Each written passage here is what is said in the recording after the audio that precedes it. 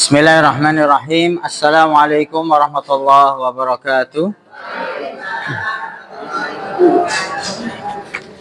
Alhamdulillah wassalatu wassalam ala Rasulillah wa ala alihi wa sahbihi wa mawalah. Rabbi shrah li sadri wa yassir li amri wahlul 'uqdatam min lisani yafqahu qawli. Allahumma 'allimna ma yanfa'una wanfa'na bima 'allamtana wa zidna ilman. Allahumma inna nas'aluka ilman nafi'a wa rizqan thayyiba wa amalan mutaqabbala. Amma ba'd. Sabahul khair, sabahun nur. Kaifa halukum? Bi khairin walhamdulillah. Sami sehat nggih Bapak Ibu-ibu? Alhamdulillah. Bapak Ibu-ibu yang semoga senantiasa dirahmati Allah Subhanahu wa taala. Biiznillah taala, atas izin Allah, dan kita terus mengharap pahala dan ridho dari Allah Subhanahu wa taala. Kita akan kembali melanjutkan kajian kita ya. Di terakhir membahas masih di bab yang ketiga ya. Masih bab yang ketiga, yaitu barang siapa yang mengamalkan tauhid dengan semurni-murninya pasti masuk surga tanpa hisab. Ya. Terakhir kita sudah membahas dalil yang terakhir ya, hadis Nabi. Ini hadis yang panjang ya. Hadis yang menjelaskan tentang, memang ini secara khusus ya. Dari hadis ini kita tahu ada sekelompok orang ya dari umatnya Nabi Muhammad SAW yang jumlahnya berapa? Jumlahnya pinten? Yang mendapatkan keistimewaan masuk surga tanpa hisab, tanpa azab. 70.000 ya. Insyaallah ya.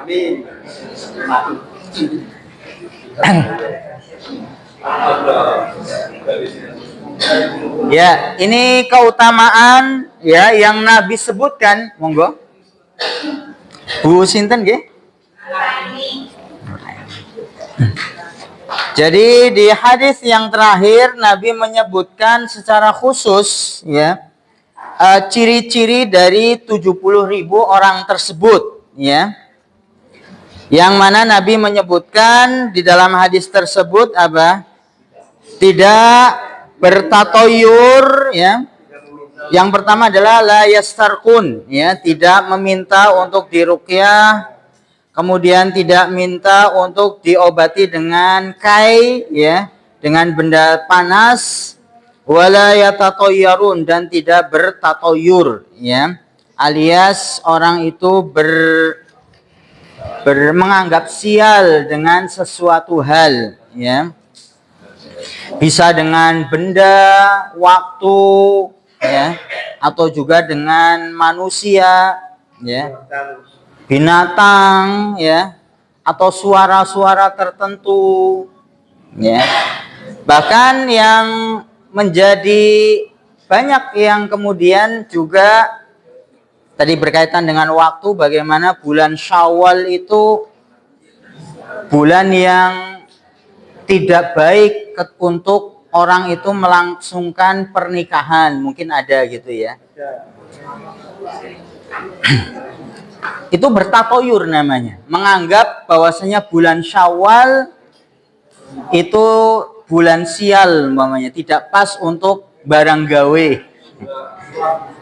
Padahal ini bapak-bapak, ibu-ibu yang semoga dirahmati Allah Subhanahu wa taala, Nabi SAW menikah.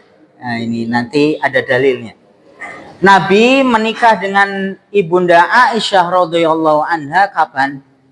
Itu di bulan Syawal. Jadi ada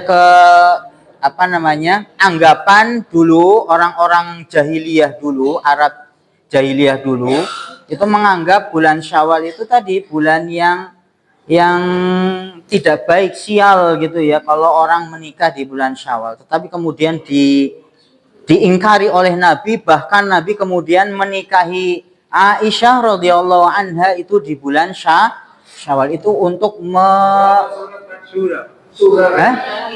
Iya, itu juga suro juga. Tapi juga orang Arab itu juga jahiliyah dulu ya, itu menganggap bulan Syawal itu yang sekarang kita ada di dalamnya itu juga adalah bulan yang tadi sial. Kalau barang gawe itu nanti pernikahannya tidak awet dan seterusnya. Tapi kemudian tadi di dalam syariat kita itu adalah anggapan-anggapan yang tidak berdasar ya. Semua bulan itu ya bisa kemudian orang boleh untuk kemudian melakukan amal ibadah ya. Dan keyakinan di dalam yang diyakini oleh orang yang beriman, segala bentuk manfaat ya, orang itu mendapatkan manfaat ya, ataupun dia akan terkena musibah, itu semuanya adalah sudah ditakdirkan oleh Allah. Jadi dikembalikan semuanya kepada Allah, bukan kemudian dikembalikan kepada apa? Tadi waktu tertentu atau karena kejadian tertentu, tidak. Jadi ini bentuk tawakal.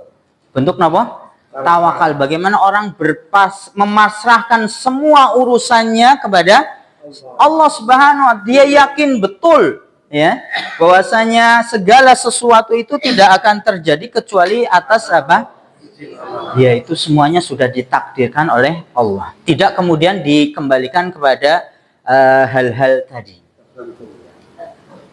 Ini berkaitan dengan tatoyur ya. Dan secara khusus tadi di dalam hadis ini Nabi menyebutkan sifat-sifatnya orang yang mendapatkan keutamaan ya, masuk surga tanpa hisab, tanpa azab ya. Dan tadi seperti kita sebutkan Bapak Ibu-ibu, bagaimana 3 sifat tadi, tidak minta diruqyah, tidak minta dikai atau tidak bertatoyur, itu semuanya adalah bentuk dari tawakal ya. Karena nanti di dalam hadisnya di akhirnya ditutup dengan wa ala rabbihim yatawakkalun ya, dan mereka semuanya bertawakal ya, berpasrah diri kepada Allah Subhanahu wa Ta'ala ya. Jadi itu adalah bentuk dari tawakalnya seorang hamba kepada Allah ya. Kuatnya tawakalnya tadi artinya adalah orang kemudian mengembalikan segala urusannya kepada Allah Subhanahu wa Ta'ala ya.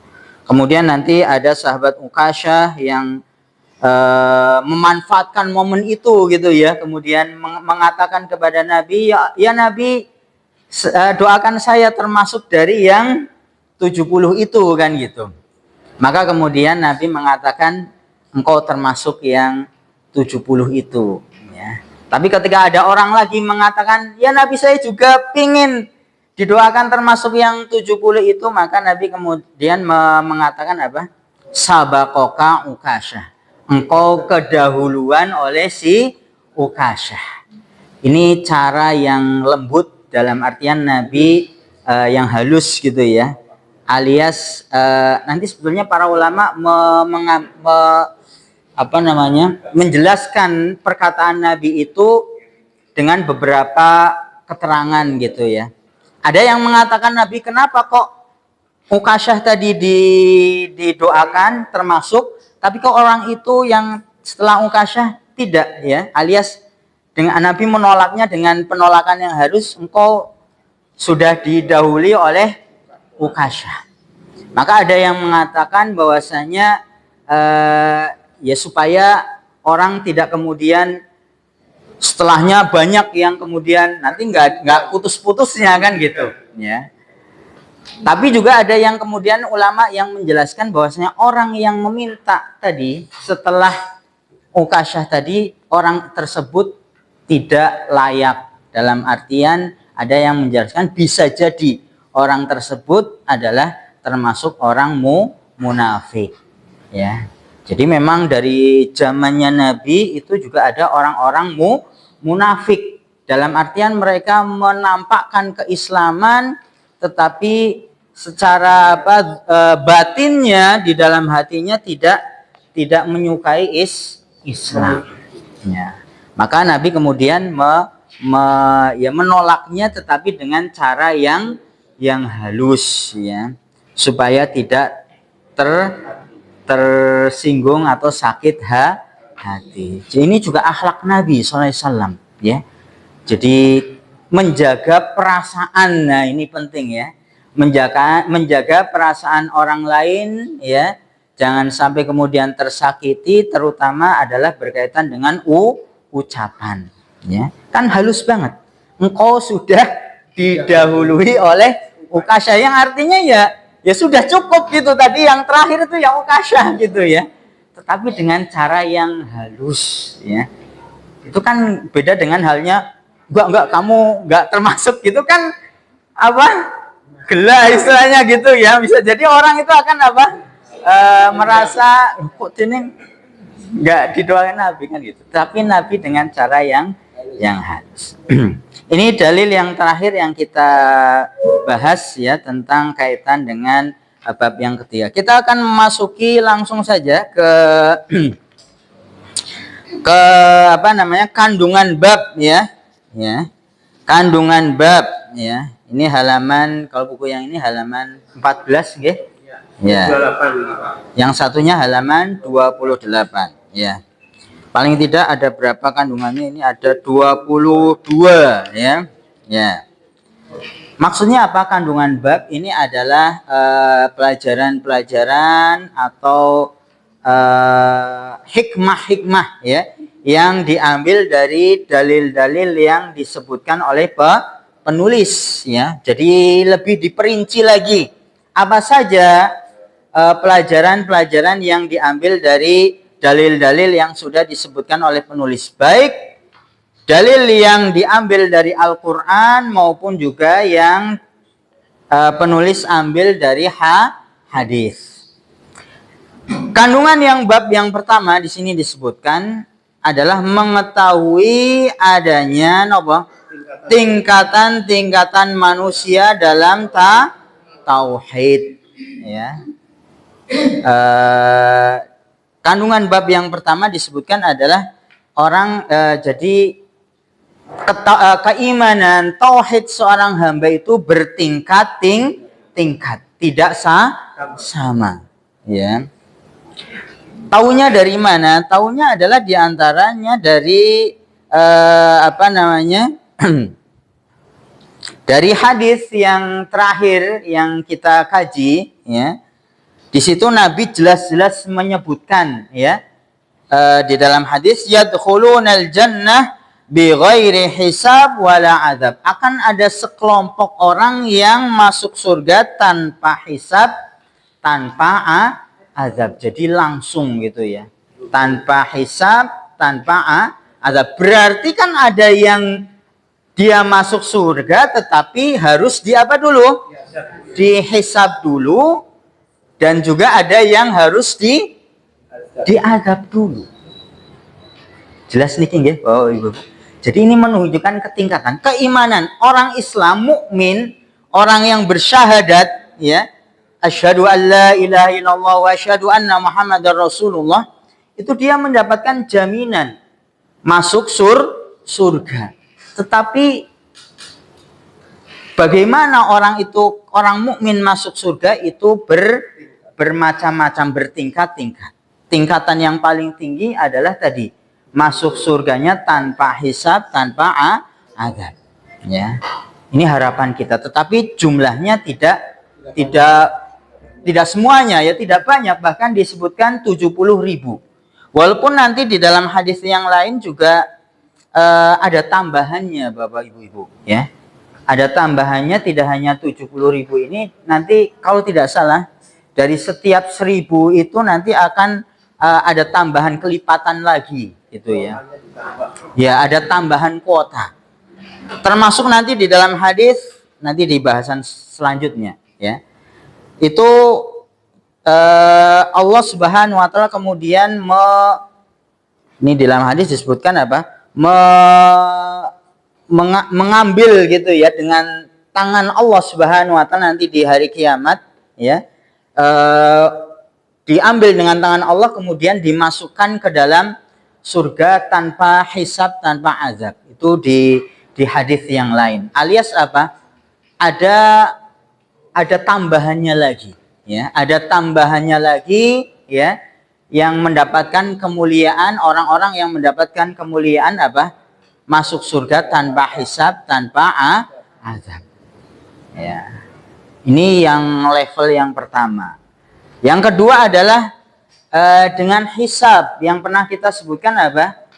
Hisab itu di sini maksudnya adalah hisaban yasiron, ya. Jadi yang pertama kan tanpa hisab, tanpa azab, ya. Ini yang pertama.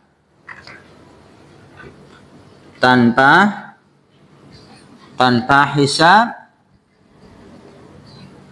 tanpa azab, ya. Kemudian yang kedua adalah dia dengan apa? Dihisab, ya. Dihisab dengan hisaban yang apa?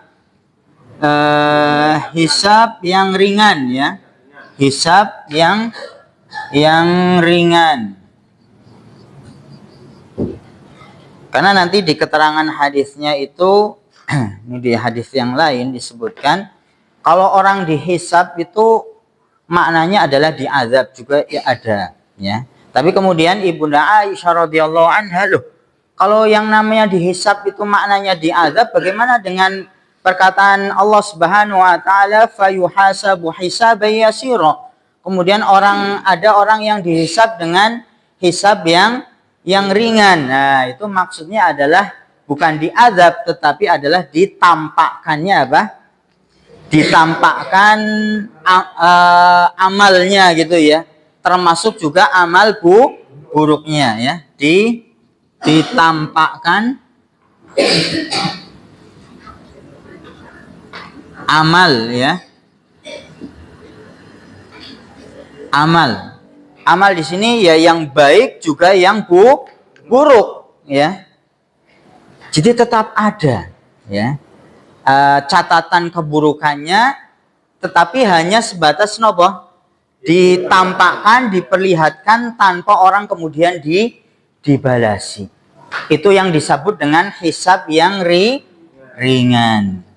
Jelas nih nggih Bapak Ibu? Tapi ada yang ketiga juga, masuk surga juga nantinya, ya. Orang yang beriman itu sudah, jadi makanya keimanan, keislaman itu sesuatu yang harus terus dijaga, ya. Karena itu yang akan menyelamatkan orang dari neraka. Walaupun mungkin dia harus apa? Disiksa dulu. Ini disebutnya adalah dihisab, ya, hisab yang berat, ya. Yang berat.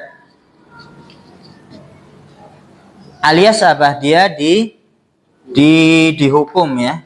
Di apa?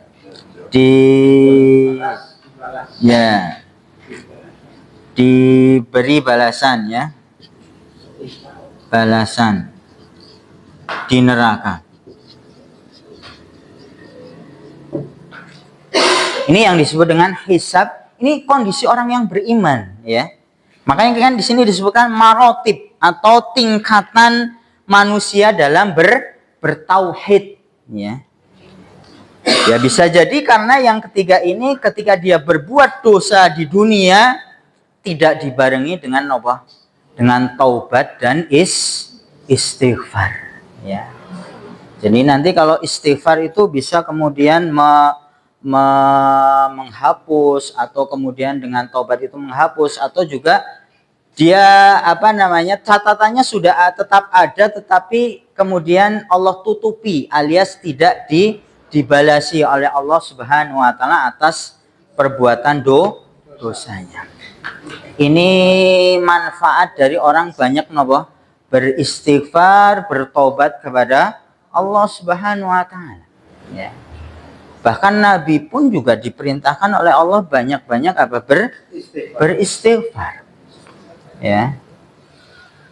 Di dalam surat An-Nasr itu ya, idza jaa nasrullahi wal fath. Ketika datang pertolongan, kemenangan dari Allah, ya. Wal fath alias ditaklukkannya kota Mekah. Idza jaa nasrullahi wal fath wa ra'aitan nas, engkau wahai Muhammad akan melihat manusia itu berbondong-bondong masuk ke dalam agama Islam. Maka setelah Allah berikan kenikmatan itu, nikmat pertolongan, ditaklukkannya apa? Kota Mekah, orang Arab banyak yang masuk Islam berduyun-duyun gitu ya, berjamaah ya. Yang awalnya apakah enggak ada yang masuk Islam? Ada. Sebelum Fathul Mekah ya ada yang masuk Islam. Tetapi kan jumlahnya enggak banyak kan gitu.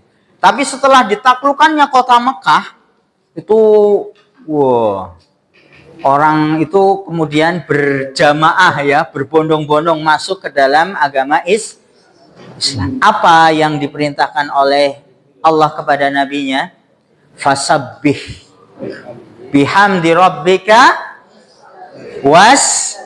taghfir. Nabi diperintahkan fasabbih, bertasbihlah, sucikanlah Allah. Fasabbih bihamdi rabbika, pujilah Allah Subhanahu wa taala, wastaghfir, dan mintalah ampun kepada Allah. Makanya nanti di dalam riwayat ketika setelah turun, ini kan sebetulnya surat An-Nasr ini kan turun sudah mendekati Nabi itu wafat, akan wafat. Ya.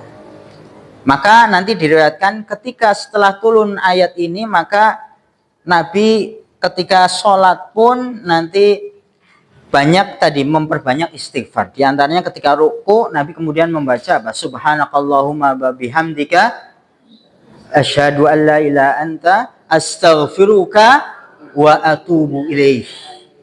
Astaghfiruka wa atubu ilaih. Nabi meminta ampun dan bertobat kepada Allah.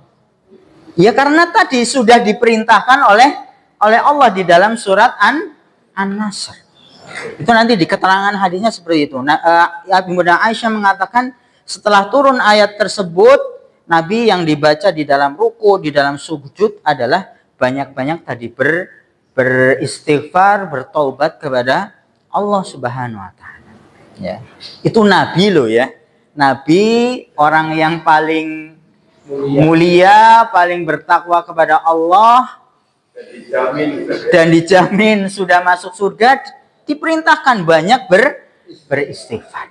Maka kita umat Nabi SAW yang belum ada jaminan gitu ya, maka ya kita juga banyak apa? Beristighfar, minta ampun kepada Allah Subhanahu wa taala. Ya. Nanti di dalam hadis keterangan yang lain, Nabi itu setiap ada momen gitu ya berkumpul dengan sahabatnya itu juga tidak lupa banyak beristighfar. Ya, bahkan dalam satu majelis bisa sampai 100 kali dan seterusnya. Ini contoh dari siapa? Baginda kita Nabi Muhammad SAW. Dan nanti ada keterangan, bergembiralah orang yang kemudian di catatan amalnya itu banyak orang itu apa? Beristighfar kepada Allah, yang itu kemudian menjadikan, ya namanya manusia kan banyak dosanya gitu ya. Tetapi kemudian dibarengi dengan istighfar, dengan amal soleh, harapannya itulah yang kemudian apa? Menjadikan kita itu mendapatkan hisab yang ringan alias tidak dibalasi atas perbuatan dosa. Ini pentingnya orang banyak beristighfar, beramal soleh. Ya. Jelas niki nggih Bapak Ibu-ibu, maksud dari perkataan penulis di sini orang itu mengetahui tingkatan-tingkatan manusia dalam bertauhid, alias adalah orang yang bertauhid yang di dalam hatinya ada keimanan kepada Allah walaupun sekecil biji dzarrah gitu ya, itu nanti tetap kembalinya ke surga. Namun ada tingkatan-tingkatannya. Nah, ketika kita sudah tahu, oh ternyata tingkatan yang tertinggi tanpa hisab, tanpa azab, ya, maka ini menjadi apa? Tujuan kita, gitu ya, cita-cita kita. Ya. Apakah itu mustahil untuk diraih? Tidak, ya. Karena nanti di dalam hadis yang sudah kita bahas kan, para sahabat kemudian bertanya-tanya, kira-kira 70.000 itu siapa kan gitu nggih? Apakah orang yang monggo? Belum ya?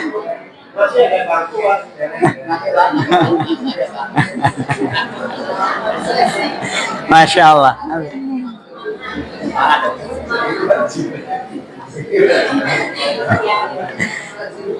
Ya. Di dalam hadis kan disebutkan ya, ini ada di keterangan sebelumnya.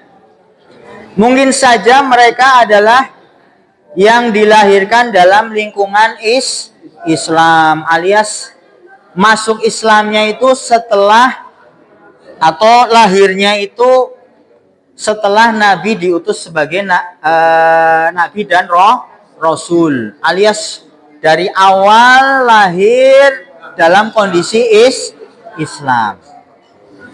Tapi kalau umpamanya mengikuti pemahaman itu, maka jumlahnya lebih dari ini kan gitu. Ya. Lebih dari 70.000. Atau ada yang berpendapat sahabat itu mungkin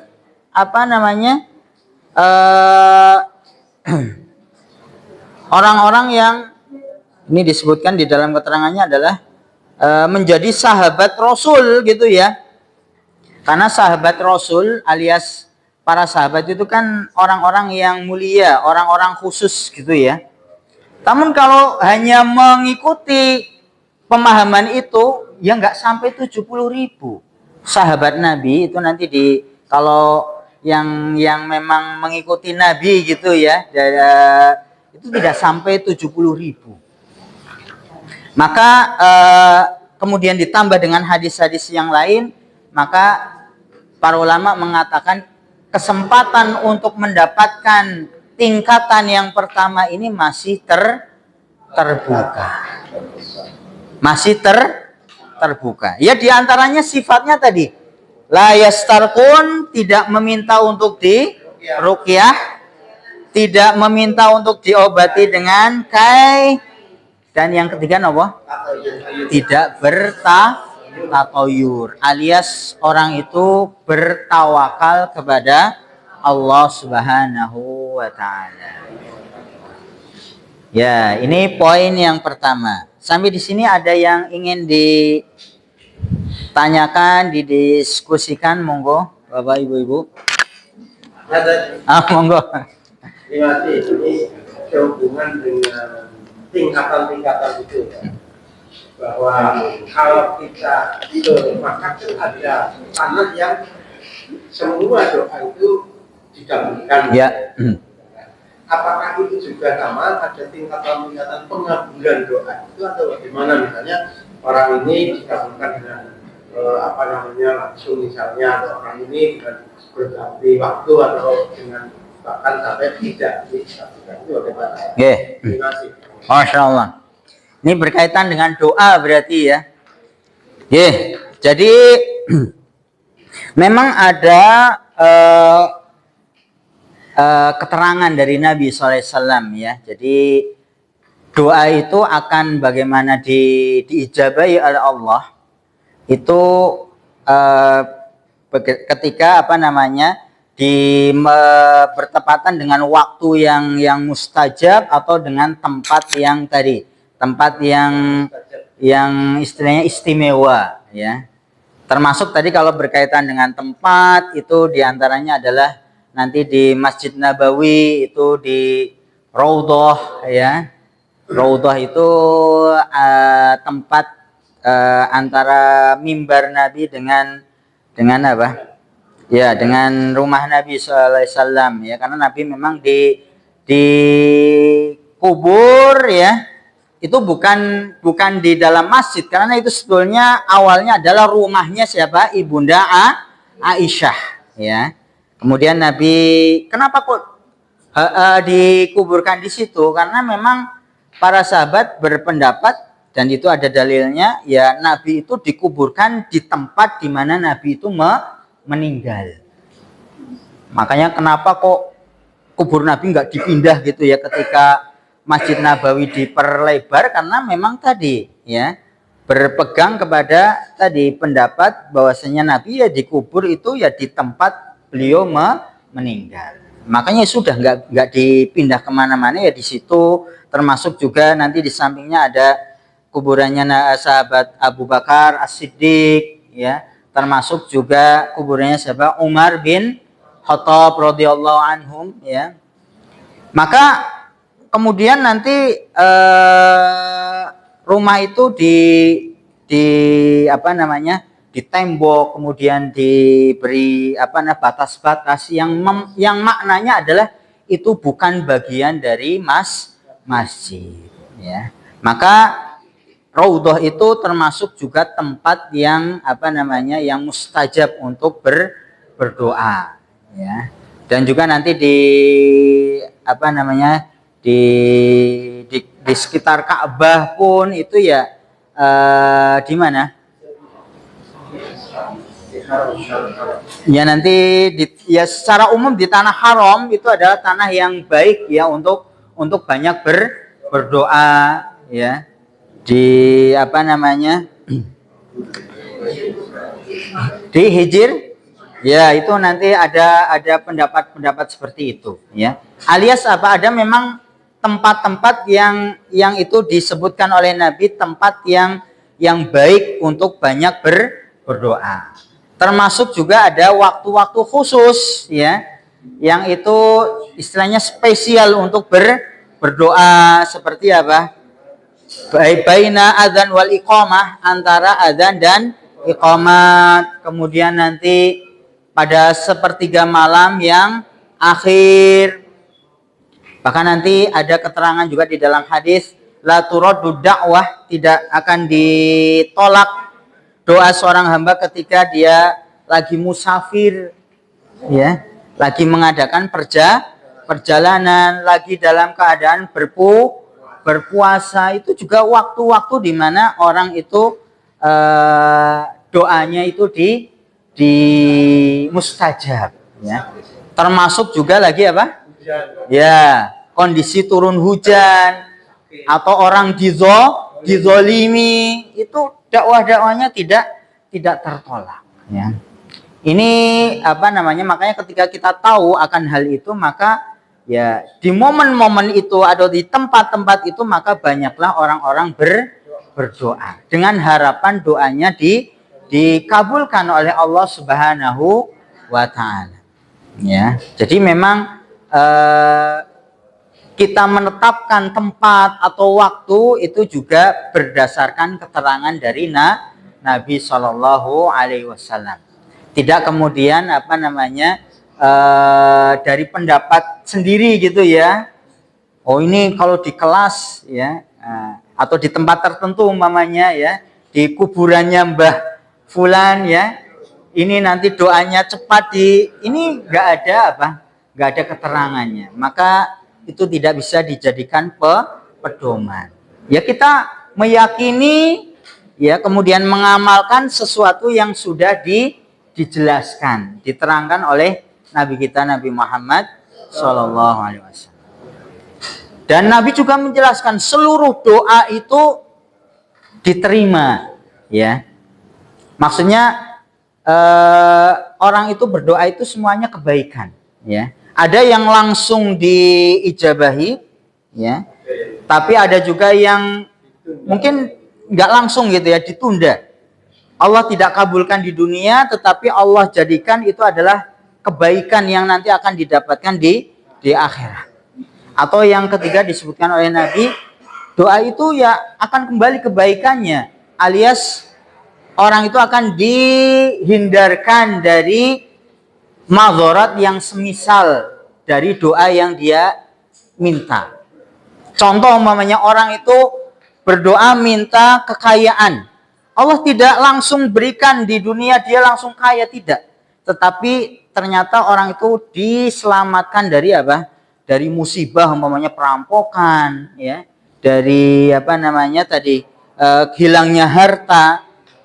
Itu juga disebabkan doa. Jadi orang berdoa itu tidak ada ruginya. Ya. Walaupun memang nanti ada doa yang tidak diijabahi oleh Allah, ya ada. Ya. Nanti di dalam hadis yang lain disebutkan di antara yang menjadikan doa itu tidak diijabahi itu adalah di antaranya adalah makanan-makanan yang itu bersumber dari perkara yang haram. Itu menjadikan doa itu tertolak. Ada nanti di keterangan hadisnya orang yang berdoa kepada Allah tapi makanannya haram, minumannya haram, pakaian yang dia pakai dia juga didapatkan dari cara yang haram. Namun Nabi mengatakan fa'anna yustajabulah. Mana mungkin doanya akan dikabulkan, diijabahi. Jadi memang ini sesuatu yang lazim harus kita tinggalkan adalah perkara-perkara yang haram, karena itu akan berdampak ya tertolaknya doa. Selama doa itu baik ya, kemudian yang berdoa itu tadi menjauhi tadi makanan-makanan yang haram ya, maka insya Allah itu doanya akan diijabahi. Ya paling tidak 3 tadi. Bisa jadi Allah segerakan, atau Allah tunda menjadi kebaikan nanti di akhirat, atau yang ketiga adalah dia dihindarkan dari musibah yang semisal dari doa yang dia minta. Itu ya Bapak, itu berkaitan dengan doa. Jadi memang ada tempat-tempat tertentu ya, kemudian ada waktu-waktu tertentu yang itu menjadikan doa itu mustajab, dan itu berdasarkan keterangan dari Nabi Shallallahu Alaihi Wasallam. Ya. Dan secara khusus memang tanah haram, ya, tanah haram itu alias tanah yang dimuliakan. Itu kan ada 2, ada haram Makki, ada haram Madani. Ya. Jadi haram itu nggak hanya di Mekah saja, tapi juga di kota Madinah. Ya. Dan nanti ada kayak semacam tubuhnya gitu ya, atau tanda, umpamanya ini tanda memasuki tanah haram, ya. Berarti di situ berlaku tadi hukum-hukum berkaitan dengan tanah haram, ya. Nggak boleh membunuh binatang-binatang yang ada di dalamnya, ya. Tidak boleh memetik atau tumbuhan-tumbuhan yang ada di dalamnya. Orang yang beramal di tanah haram itu pahalanya berlipat daripada amalan yang dilakukan di luar tanah haram. Itu ada batas-batasnya sudah, ya. Nanti jelas sekali di situ tanda-tandanya. Termasuk juga haram Madani, ya. Kota Madinah itu juga termasuk ada tempat haramnya, ya. Itu tempat yang mulia memang, ya. Tempat yang mulia. Ada lagi yang lain yang ingin didiskusikan ini berkaitan dengan tingkatan, ya? Haram itu artinya sesuatu yang dimuliakan dan memang ada aturan-aturan khusus gitu ya. Ketika orang berada di tanah haram itu kan gitu, ya. Maka diantaranya tadi tidak boleh orang membunuh hewan yang ada di tanah haram, ya. Semut pun tidak boleh. Ya apa namanya, ya berusaha gitu ya, walaupun disingkirkan gitu ya. Itu menunjukkan kemuliaan tempat tersebut, ya. Menunjukkan kemuliaan tempat tersebut, ya. Dan juga kebalikannya, orang yang bermaksiat di tanah haram itu dosanya lebih besar, ya. selain apa di lain tanah haram. Ya, itu yang perlu kita jaga. Ya. Seperti halnya juga itu kalau tanah ya, termasuk juga adalah berkaitan dengan waktu, nanti ada al-ashhur al-hurum ya. Bulan-bulan yang haram itu juga ada. Nah, itu berlaku seluruh dunia berarti ya. Karena waktu kan. Apa saja 4 bulan yang hurum? Ya setelah bulan Syawal ini nanti bulan apa? Zulqa'dah dulu ya. Zulqa'dah. Ini yang 3 berurutan, Zulqa'dah, Zulhijjah ya. Ini bulan haji ya. Zulhijjah. Yang ketiga adalah Muharram ya. Suro ya, kita punya bulan Suro ya. Yang satu terpisah adalah bulan Rajab. Ini yang disebutkan di dalam Al-Quran adalah bulan haram. Maksudnya apa bulan haram? Ini adalah bulan yang mulia. Orang yang beribadah di bulan 4 bulan ini, maka pahalanya akan berlipat ya. Termasuk juga adalah orang yang berbuat dosa pun juga tadi dosanya akan berlipat. Zulqa'dah ini berurutan yang 3, Zulqa'dah, Zulhijjah, Muharram, wa Rajabun ya. Yang keempat adalah bulan Rajab. Kenapa kok bulan 4 ini ada ceritanya juga.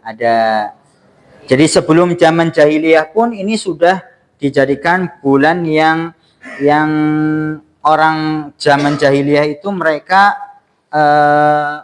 tidak berperang ya. Jadi di 4 bulan ini nggak boleh ya orang itu saling menyerang. Itu kesepakatan di kalangan kaum jahiliyah. Itu kemudian di dalam syariat Islam itu juga ditetapkan ya sebagai bulan yang haram. Jadi tempat tanah ada yang disebut dengan tanah haram itu yang ada di mana? Makkah, dan ada juga di Madinah. Tapi juga ada yang berkaitan dengan waktu ya. Di sini al-ashhur al-hurum ya. Bulan-bulan yang haram alias yang dimuliakan ya, bagaimana orang itu betul-betul ditekankan untuk tidak berbuat maksiat. Bukan berarti di lain bulan ini boleh, bukan itu gitu ya. Tapi bagaimana ini menunjukkan kemuliaan bulan ini, maka diisi dengan amal kebaikan. Ada lagi? 10 tinggi, monggo. Dari 70.000 orang itu apakah dari istilahnya manusia pertama Nabi Adam atau setelah turunnya Al-Quran itu umat Nabi Muhammad juga akhirnya? Oke, Masya Allah, Alhamdulillah. Jadi nanti kalau merujuk kepada keterangan hadis, bagus. Ini nanti juga ada keterangannya di sini juga. Ini menjadi kekhususan dari umatnya Nabi Muhammad SAW. Ya. Jadi umatnya Nabi Muhammad itu selain umatnya yang paling banyak jumlahnya, plus juga adalah apa? Nanti dari umat yang banyak itu jumlahnya itu akan ada 70.000 ini yang secara khusus lagi mendapatkan kemuliaan masuk surga tanpa hisab, tanpa azab. Jadi memang ini menjadi kekhususan umatnya siapa? Baginda kita Nabi Muhammad SAW. Dan itu memang Allah berikan khusus keistimewaan bagi umatnya Nabi Muhammad SAW. Ya walaupun kita itu umatnya Nabi Muhammad yang paling akhir kan gitu ya, umurnya pendek, tapi banyak mendapatkan keutamaan. Ya diantaranya ini akan ada 70.000. Dan nanti insya Allah akan saya bawakan keterangan hadis yang lain yang menunjukkan ada Jadi 70.000 ini tidak menjadi hanya batasan gitu ya. Tetapi nanti ada keterangan di dalam hadis yang lain yang menunjukkan ada tambahannya, kelipatannya ya.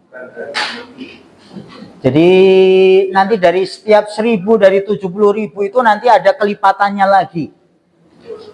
Nanti saya bawakan hadisnya ya, akan saya bawakan hadisnya ya. Supaya tadi kita termotivasi ya, kita semuanya gitu ya. Termotivasi ya, tujuan kita adalah tadi yang pertama ini, tanpa hisab, tanpa azab, dan itu dibuktikan dengan tawakal yang tinggi kepada Allah Subhanahu wa ta'ala. Makanya juga penting nanti membahas kaitan dengan tawakal secara khusus ya. Karena nanti ada keterangan juga tawakal itu adalah nisf ad-din, setengah dari agama itu ya, nanti kaitannya dengan tawakal. Ya. Gitu nggih Bapak Ibu-ibu? Oh, tanya lagi satu lagi. Nggih.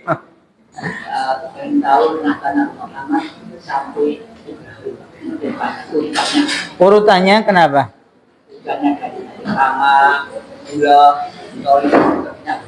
Ya, itu sebetulnya ada. Ini ditanyakan urutannya apa, sambungan silsilah ya. Nabi Muhammad sampai Nabi Ibrahim memang nanti kalau bapaknya Nabi Muhammad kan Abdullah bin Abdul Muthalib dan terus Al-Qurushi terus ya. Nanti bersambung kepada Nabi Ismail dan nanti bersambung kepada Nabi Ibrahim. Ya. Itu silsilahnya nanti di dalam kitab Sirah biasanya nanti disebutkan ya. Termasuk juga nanti bagaimana Abu Bakar As-Siddiq itu juga nanti bertemu dengan Nabi di kakeknya yang keberapa itu juga ada ya. Termasuk nanti juga seperti Imam Asy-Syafi'i itu juga ternyata setelah diurut kakeknya yang keberapa itu nanti ketemu dengan kakek Nabi SAW, itu ada nanti di dalam sirah ya. Dan memang kita beda dengan orang Arab, mereka kuat menghafal silsilah keturunan bin siapa. Tapi kalau orang Indonesia kadang-kadang sampai kakek yang kedua saja, ketiga itu sudah nggak nyambung kadang-kadang gitu ya. Oke. Gitu ya Bapak Ibu-ibu. Oke, semoga yang kita pelajari pada kesempatan kali ini mendapatkan ya ridho dari Allah Subhanahu wa taala, kita mendapatkan tambahan keimanan ya, sehingga kita berlomba-lomba di dalam menggapai tingkatan yang paling baik tentunya ya. Urusan akhirat jangan kalah dengan urusan dunia. Dunia saja kita inginnya yang terbaik kan gitu ya. Maka apalagi urusan akhirat, ini perkara yang besar, tempat kembali kita, umur kalau di akhirat nanti tidak ada batasannya, maka kita berlomba-lomba untuk mencapai derajat yang paling tinggi. Semoga Allah mudahkan ya, kepada kita semuanya. Allahumma amin. Kita akhiri dengan doa kafaratul majlis. Subhanakallahumma bihamdika asyhadu an la ilaha illa anta astaghfiruka wa atubu ilaik. Terima kasih. Wassalamualaikum warahmatullahi wabarakatuh.